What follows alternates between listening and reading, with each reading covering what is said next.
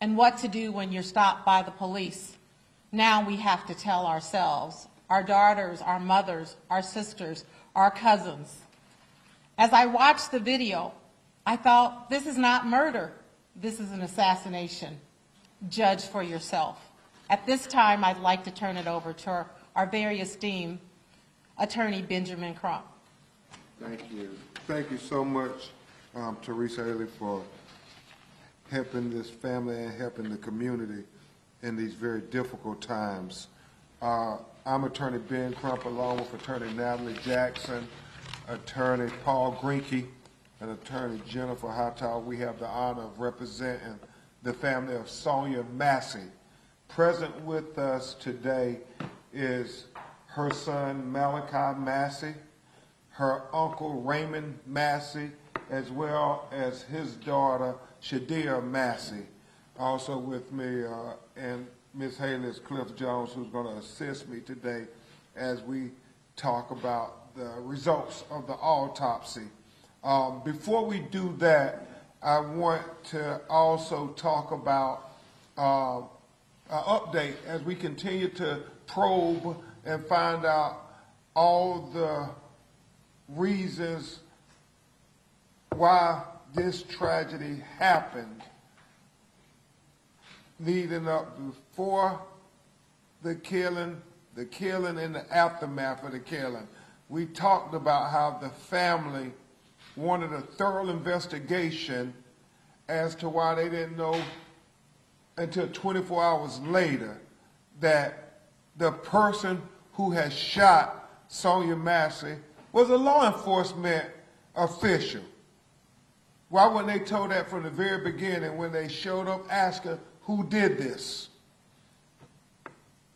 Malachi talked about how he was on the phone with the hospital officials, and he kept asking, they kept saying somebody shot her in her face, and told him in graphic detail at 5 o'clock in the morning what happened to his mother, but never told him who. Shadia and Jimmy went to the house at 6 a.m. that morning when law enforcement was all around. They kept asking the questions, who did this? What happened? Nobody told them that it was the sheriff's deputy, Sean Grayson, who had shot her in the face. They seemed to be led to believe that it was some prowler or something, because they started asking questions. Every time they would ask questions, they would be given questions. What was the history between her and the neighbor? And so it was troubling. So we wanted investigation, and I say we, the family, passionately wanted an investigation into that there, because they are suspicious of everybody and everything. Wouldn't you be if this happened to your daughter, your mother? And then we talked with the Department of Justice because we want to know more about the history of this sheriff's deputy who so flagrantly and senselessly shot and killed Sonya Massey with no remorse, no humanity after he did it, evidenced by the video. People contacted our office since we've had the press conferences, Teresa, and this is why we continue to try to fight not only in the court of law but in the court of public opinion, because we know we have to fight to get justice. We don't assume that it's just going to happen for black people in America. Even when we got all the evidence in the world, all the visual evidence in the world, we still don't take it for granted. We know the lessons of Laquan McDonald and how the officer got a slap on the wrist, even though that evidence was on video, ocular proof of the crime. And we have been made aware that there were some unsubstantiated allegations of excessive force by this officer allegedly on 2 occasions. One dealing with an African American who received injuries from allegedly a tasing. But regrettably, before the findings were concluded, the individual wouldn't cooperate because apparently he was dealing with the criminal charges. And so he apparently didn't trust the system to do right by him. So we know that that individual is now considering coming forward. Even though you have to understand, a lot of people, a lot of minorities in America don't come forward for many reasons.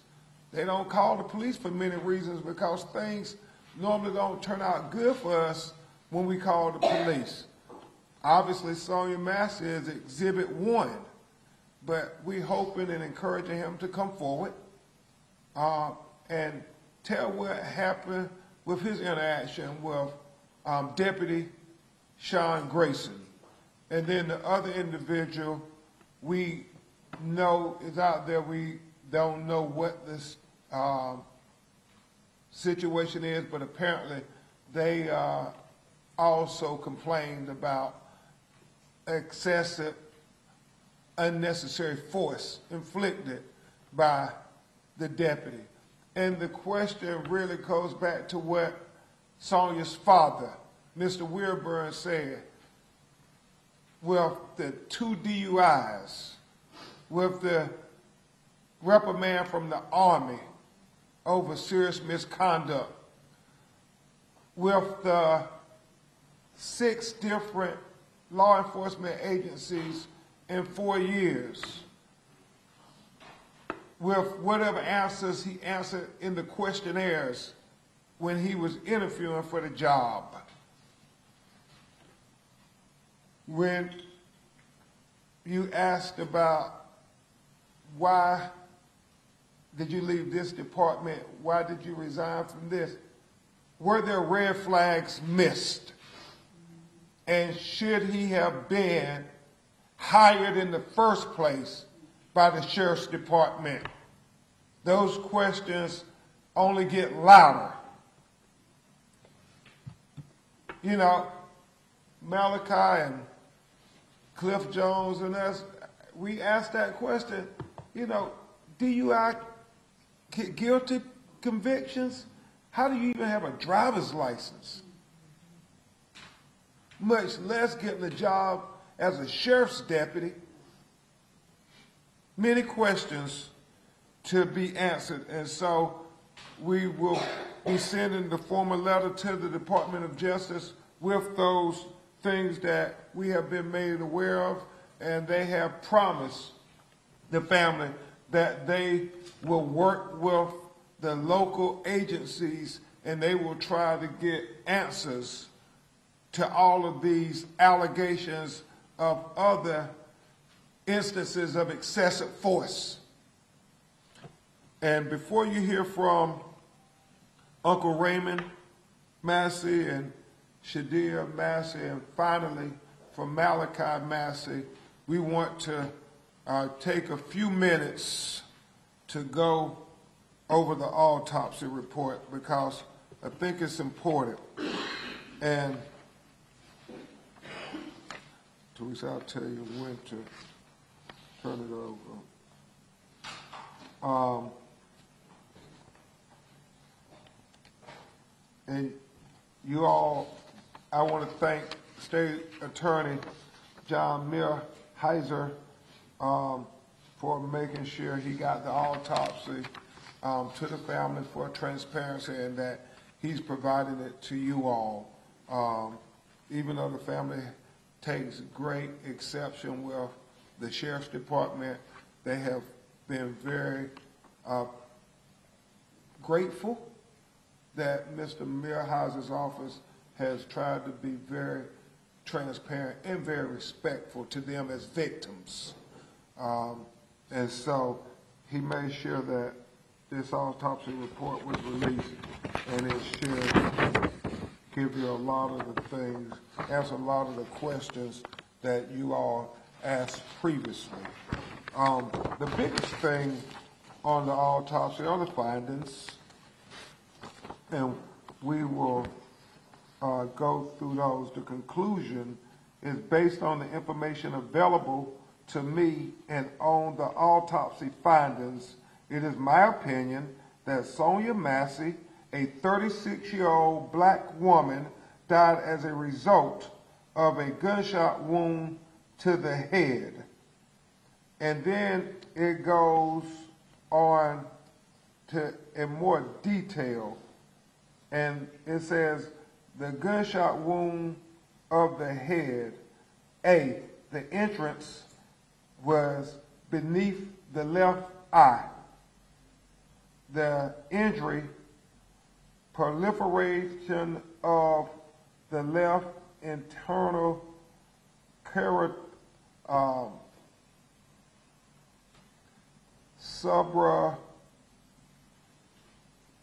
I'm looking at this word because I know it's not subdural artery, but it's an artery that is the blood vessel right beneath her eye.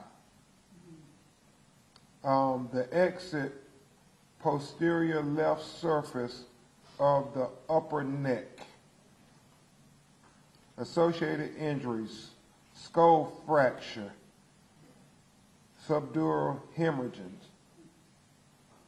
Direction, front to back, downward and slightly right to left. Range, no soot or gunpowder stippling on the skin. If you could turn it over. And I would tell you, they have an anatomical model that is very important. Here, obviously, you have Sonya Massey with her beautiful smile.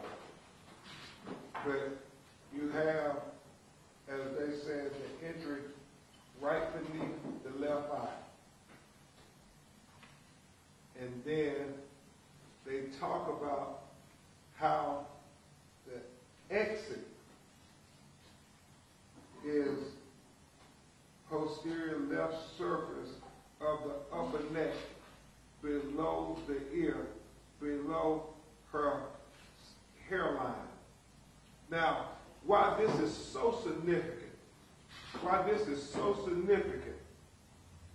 is it confirms that Deputy Sean Grayson shot in a downward trajectory.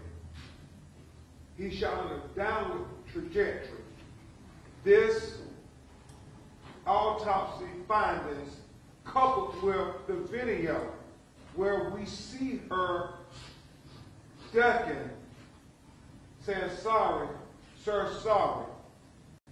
He shot when she's making a motion coming up. That's how you get the downward trajectory. And you see on the video his arms. He aims down. He literally aims down. You see his arms brace in a downward trajectory. And we know that he walked 2 to 3 steps to his right, out away from the counter, where it was, we believe, from objective observation, to get a better shot at Sonya Massey. And when Sonya Massey was staring at the barrel of his gun, we see on the video what she did. She stooped down and said, "Sorry, sorry." And we believe that the bullet, the shot, was shot while she was in a stupid position coming up. And that's how you get the downward trajectory. And the autopsy confirms what everybody already knew on the video, that this was just a senseless, unnecessary, excessive use of force. Completely unnecessary. Certainly not justified I mean, how can you justify this? She's all of 5'1", 110 pounds. He's approximately 6'5" tall, approximately 260 pounds. Completely excessive. Completely excessive. And so we will continue to provide you updates, evidence as we get it, because we're not taking for granted that America want to see Sonya Massey like Deputy Sean Grayson saw her. We want to make sure that America sees her as a human being worthy of dignity and respect and consideration. We don't take it for granted. Your actions speak so loud we need not hear your words. And until we get a conviction and a sentence, we will continue to keep our foot on the gas and full steam ahead and fight for justice for Sonya Massey. Full steam ahead. We understand far too often, especially as it relates to black women in America, there's not equal justice. There's not equal justice. And just like Sonya Massey said, and I continue to use her words, until this discriminatory criminal justice system gives full justice for the death of Sonya Massey, we rebuke you in the name of Jesus. Yes. Justice for Sonya Massey. Justice for Sonya Massey. Justice for Sonya Massey. Justice for Sonya Massey. Yes. At this time, you will hear from Uncle Raymond Massey, Mr. Wilburn, her father, and Ms. Donna, her mother, couldn't be with us today. And I really appreciate Malachi being here. This is very emotional, even seeing these pictures, even though he hasn't been able to watch the video, because that's his mama. You can't, who wants to see their mother get killed like an animal? But even this was emotional for him, but he understood why we have to do it so we can get justice for his mother. So we're going to hear from Raymond Massey, and he's going to talk to you about the families continuing to struggle in these difficult times as they fight for justice. And then we're going to have his daughter talk to you. Mr. Raymond. Thank you. I wanted to tell you that I loved Sonya very much. She was a beautiful black queen. She is the only family member that me and my wife was talking last night about. I've never once seen her angry or mad. She was always full of love, and she loved her kids and God. I call my sister Donna, Malachi, Summer, and their parents daily. And it hurts me so bad that the last time I spoke with Malachi, he had told me he finally got a little rest, and that was just the day before yesterday. And I can tell you that his sister is having nightmares to the point where we have to check the room. That just makes me so angry to see my family hurt as they do. It was so hard. It's hard for me to see my daughter and my nephew had to go in the house and clean up blood. And that just hurts me to see my family hurt. And after what Attorney Crump had talked about the autopsy, that is exactly why he needs to be prosecuted to the fullest extent of the law. Exactly. Exactly. Thank you, Mr. Massey. Thank you very much, Mr. Massey. Now you will hear from Sonya Massey, who is her first cousin, Raymond's daughter, and even though she has 3 other sisters, she was raised with Shadia, and they were like sisters. And Shadia was the first family member to arrive at the scene, and I mean, obviously the emotion of seeing your sister, blood everywhere, and how she tried to clean the blood up. So Malachi and Summer, her children, wouldn't have to see their mother's blood when they came in the house to get their clothes. So Sonya Massey will try to speak to you from the heart. Hello. Sonya meant the world to me. I loved her so much.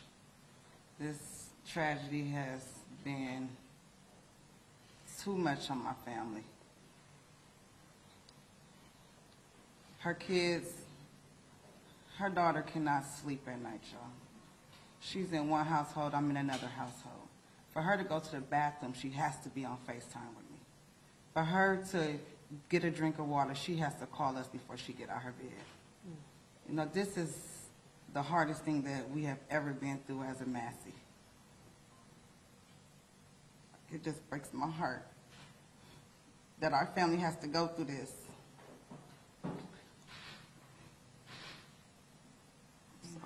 No, you're fine. Justice for Sonya Massey.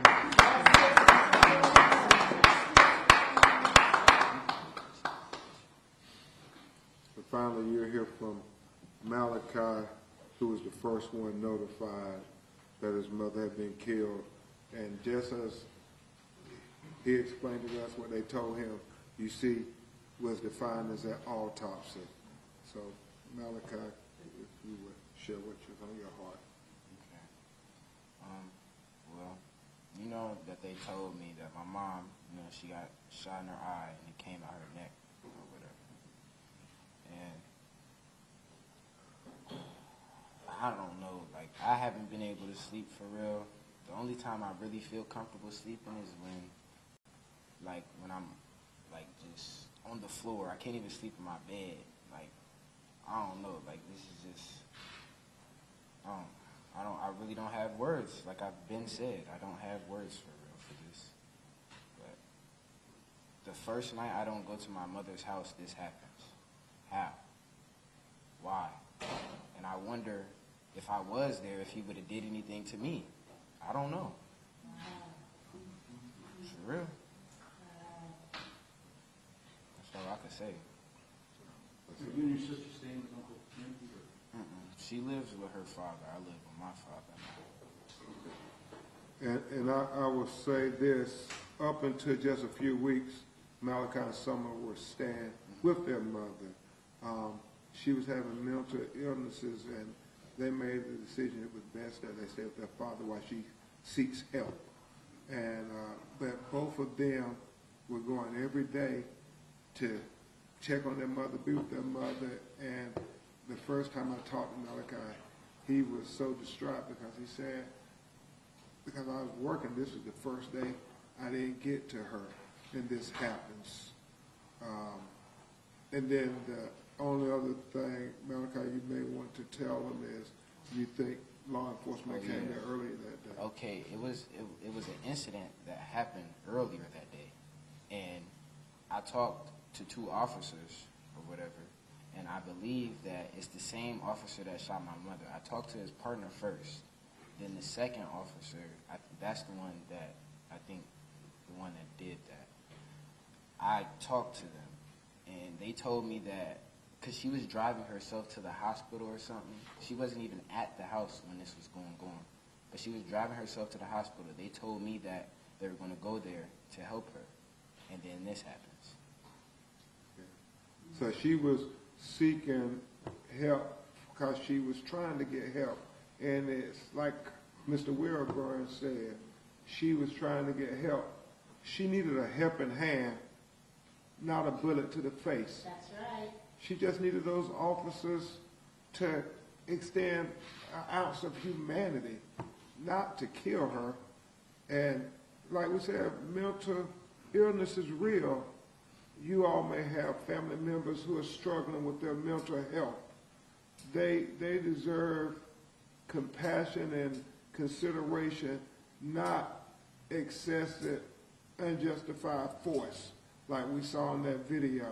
So we continue to try to say that Sonya Massey, life matters. She did, man, when you hear Malachi talk about what kind of mother she was, how she worked overtime to help him get a car and everything so he can get a job, how she talked to him about balancing budgets and about the Bible and about trying to work and be responsible.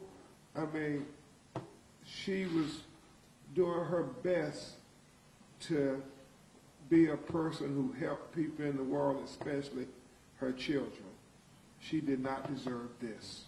She did not deserve this. So, Malachi, if you got anything else you want to say? Okay. Thank you so much, Malachi. We will try to take some of your questions if you have any. So, I'm sorry, that Malachi was describing earlier on July 5th, that there was a response, that the same officers? That he said he believes it was the same officers. That's why he believes they knew she had was struggling with her mental health.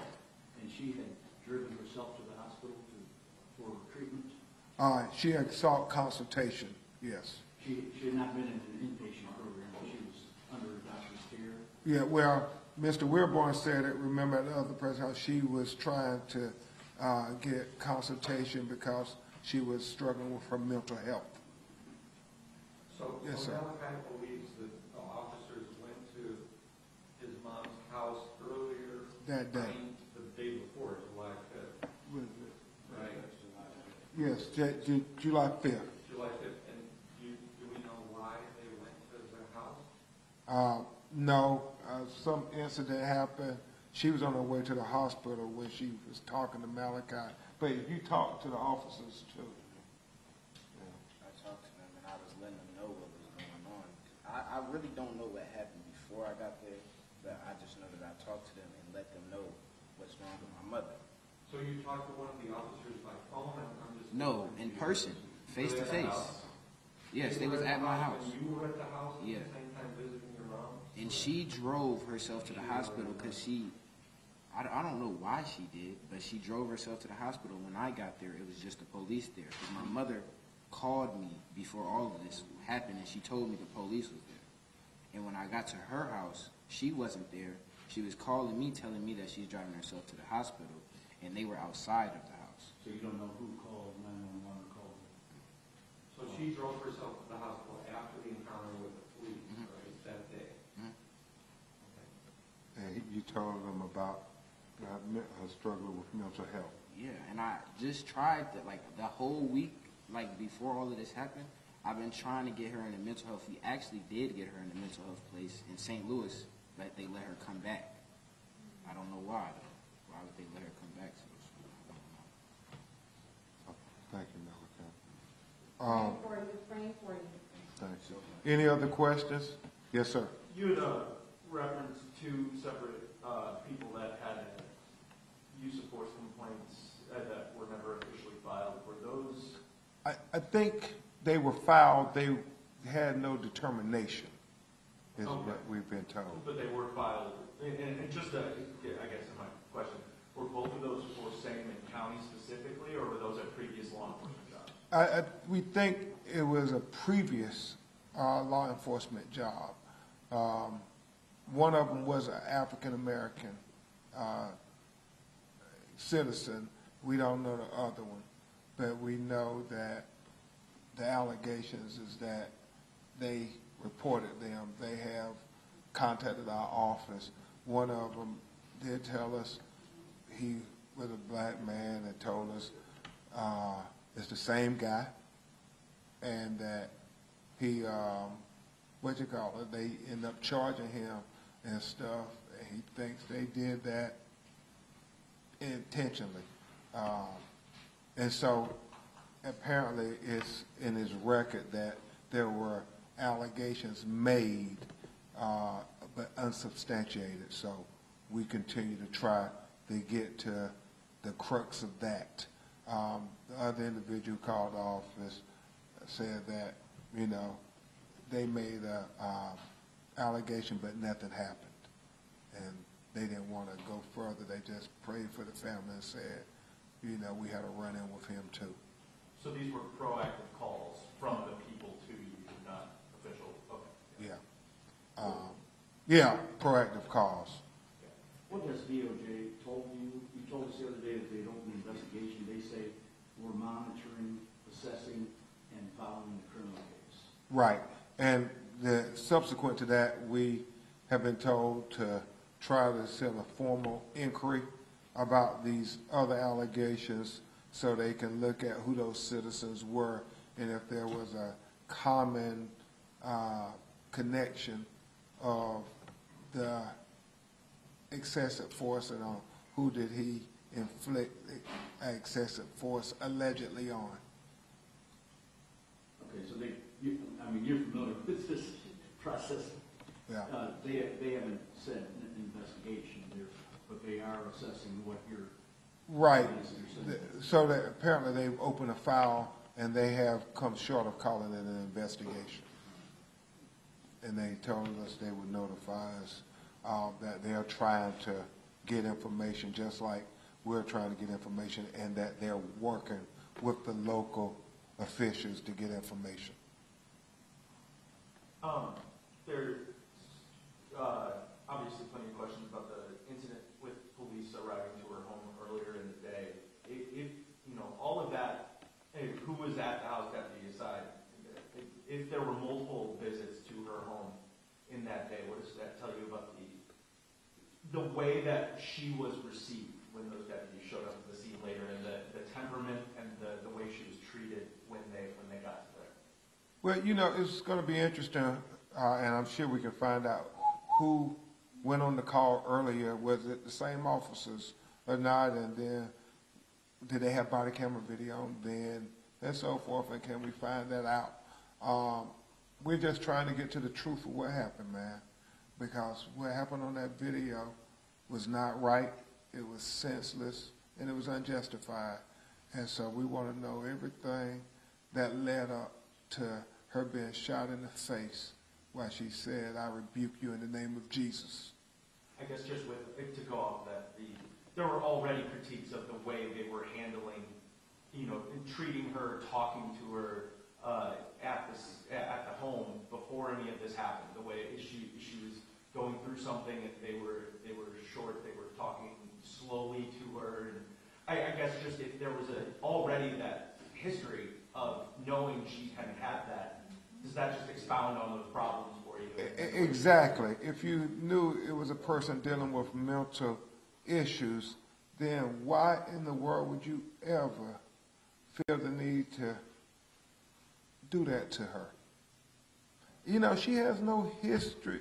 She never been arrested. You know, the autopsy, there were no drugs in her system other than the medication that we know about. She was just a mother trying to be a mother to her children. She did the right thing.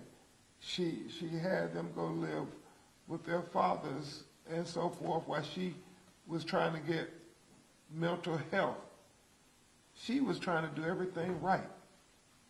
It was, you know, these officers, namely, you know, Grayson, who didn't respect her enough to try to say she's having mental issues and we need to try to be compassionate, not heavy-handed. It was reported with the Kincaid Police Department. In their records, it showed misconduct, serious offense. Do we know with Logan County and Sangamon County, did they also read misconduct, serious offense when going through his application? I would assume so if they were being prudent. You know, you don't just hire somebody willy-nilly and you're going to give them a gun and a badge and say you get to go interact with the public. That's what Mr. Wilborn keeps saying. why did he even have a job as a sheriff's deputy after those red flags? And a question that I also have is, you know, these police departments or sheriff departments, would there be documents that you request them or we've seen where they tracked, yes, we went to Sonya Massey's house at this time, like before that July 6th encounter early in the morning? You know, we don't know, but we believe that when they go to somebody's house, there should be some report of it. And so that's why we're hoping, as I told Malachi, we will know were these the same officers who came to the house or not when he got there trying to check on his mother. Yes, sir. Can you or a family member talk about what they were trying to do specifically to get Miss Massey mental health aid and the St. Louis situation with her being down there? When is the time frame for that state? And Mr. Wilburn and Brianna are here. I think they were the ones who were trying to help her with that, her sister Brianna. And you, okay. Do you know how long she was supposed to stay in St. Louis? Or? It was supposed to be 30 days, but then she got out after 2. 30 days, but they released after 2. That's what she said. Was that a voluntary? Yeah, it was a Voluntary. They made it, and Malachi talked to Mr. Jones and I. The reason his sister and he were not staying at his mother's house anymore was because she was going to be at the mental health facility in St. Louis. And yes. Do you know the name of the facility? It's Grand Prairie or something, or I don't know. No, it doesn't matter. We'll get it. Yes, sir. Yes. For why, even though she was supposed to be there for 30 days, they released her after 2 days? He said he doesn't know. Yes, ma'am. Do you know where she was driving to on the license, like which facility? St. John's Hospital. Any other questions? It underscores that mental health is real, and we need to understand that people who are trying to get help need us to be considerate of their efforts to try to better themselves. And apparently, she was trying, huh? She was trying, y'all. She was trying. And so, we will continue to try for Sonya Massey. We will continue to fight for her to get justice, full justice. And we keep saying that word, full justice, because her son and her daughter and their family deserve full justice. We will keep you updated. We know that on Sunday, there's been a national call for mourning for Sonya Massey in over 25 cities. Tamika Mallory and Until Freedom, a civic engagement organization, has set it up, and they're having rallies in New York, Washington, D.C., St. Louis, Los Angeles, all around the country for Sonya Massey. We know that Reverend Al Sharpton and clergy are in Chicago on Tuesday at 6 p.m. having a rally for justice for Sonya Massey. And we know that congressional members as well as the vice president are constantly praying for the family and also seeking to talk with her family in the days to come. We've talked to about 3 congressional members so far, and I know Vice President Harris is trying to set up a time to talk with the family of Sonya Massey. Mr. Crump, what's that agency that's putting these rallies together? It's a couple of them. It's National Action Network, Until Freedom, National Action Network, the NAACP, all the civil rights organizations. Say her name, based out of Los Angeles, black women who have been killed by police violence, like Sandra Bland, like Atiana Jefferson, like Pamela Turner, like Breonna Taylor, and, you know, the list goes on and on. Thank you. Yes, they are. Okay. Thank you all. Thank you.